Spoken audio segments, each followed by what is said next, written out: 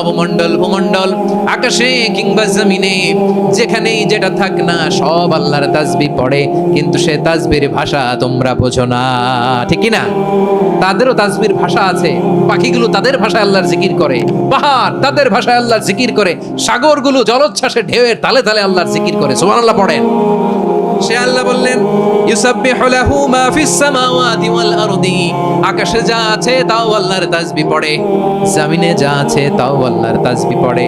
ওয়া হুয়াল আজিজুল হাকীম, তিনি হলেন আজিজ, মহাপরাক্রমশালী, প্রজ্ঞাময়। আল আজিজ এই ব্যাখ্যা আগে করেছি। আল হাকিম সর্বশেষ 14 নম্বর আল্লাহ তাআলার গুণবাচক নামটি হচ্ছে আল হাকিম। আল হাকিম মানে হচ্ছে প্রজ্ঞাময়, the wise, the all wise. আল্লাহর সব কাজে প্রজ্ঞা আছে না নাই?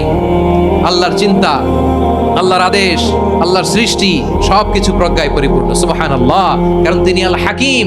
আরবিতে বলে ফিআলুল হাকিম লা ইয়াখলু আনিল হিকমা, হাকিমের কোনো কাজ হিকমত থেকে শূন্য নয়। আল্লাহ যাই বলে এর মধ্যে হিকমত আছে না নাই?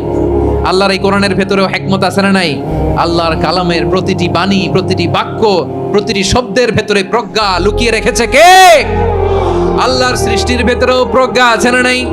অনেক কিছু আল্লাহ তৈরি করেছে, আমাদের মাথায় প্রশ্ন জাগে, হায় হায় এটা কেন আল্লাহ তৈরি করলো? এটার ভেতরেও রহস্য আছে না নাই? এজন্য বিশ্বাসীরা বলে রব্বানা মা খালাকতা হাযা বাতিলান সুবহানাকা ফাকিনা আযাবান নার। ও আমাদের রব, এই জমিনে যা আমরা দেখি কোনো কিছুই তুমি এমনি এমনি সৃষ্টি করো নাই, তুমি আগুনের শাস্তি থেকে আমাদেরকে বাঁচাও, পড়ে না আমিন। সবকিছুর মধ্যে হিকমা আছে, এই কোরআনেও হিকমা আছে। আল্লাহ বলছেন ইয়াসিন ওয়াল কোরআনিল হাকিম, প্রজ্ঞাময়, বিজ্ঞানময় কোরআনের শপথ।